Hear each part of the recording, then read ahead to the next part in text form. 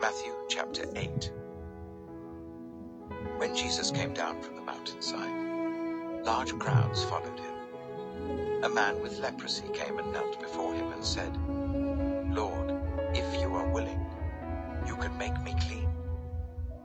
Jesus reached out his hand and touched the man. "I am willing," he said.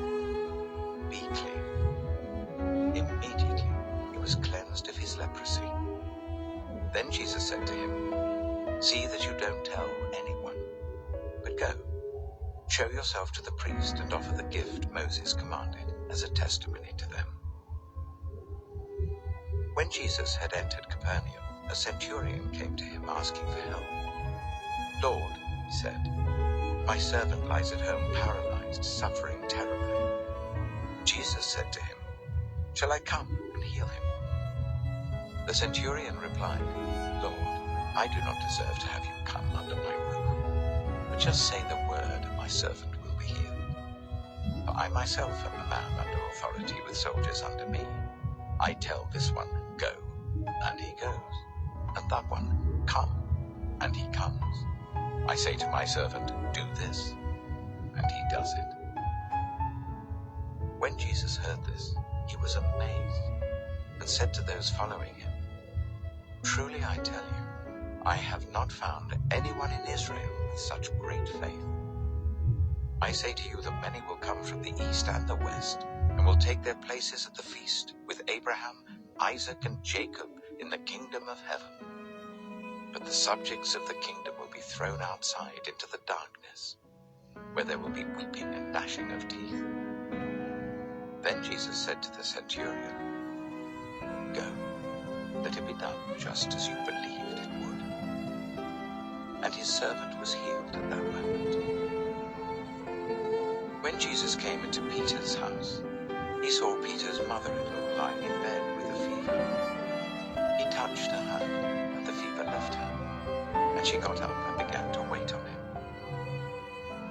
When evening came, many who were demon-possessed were brought to him, and he drove out the spirits with a word and healed all who were ill.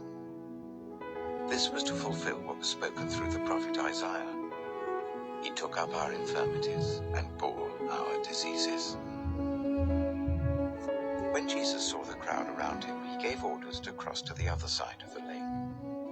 Then a teacher of the law came to him and said, "Teacher, I will follow you wherever you go." Jesus replied, "Foxes have dens and birds have nests, but the Son of Man has nowhere to lay his head." Another disciple said to him, "Lord, first let me go and bury my father." But Jesus told him, "Follow me, and let the dead bury their own dead." Then he got into the boat, and his disciples followed him. Suddenly, a furious storm came up on the lake, so that the waves swept over the boat. But Jesus was sleeping. The disciples went and woke him, saying, "Lord, save us, we're going to drown." He replied, "You of little faith, why are you so afraid?" Then he got up and rebuked the winds and the waves, and it was completely calm. The men were amazed and asked, "What kind of man is this? Even the winds and the waves obey him." When he arrived at the other side of the region of the Gadarene, 2 demon-possessed men coming from the tombs met him. They were so violent that no one could pass that way. "What do you want with us, Son of God?" they shouted. "Have you come here to torture us before the appointed time?" Some distance from them, a large herd of pigs was feeding. The demons begged Jesus, "If you drive us out, send us into the herd of pigs." He said to them, "Go." So they came out and went into the pigs, and the whole herd rushed down the steep bank into the lake and died in the water. Those tending the pigs ran off, went into the town and reported all this, including what had happened to the demon-possessed men. Then the whole town went out to meet Jesus, and when they saw him, they pleaded with him to leave their region.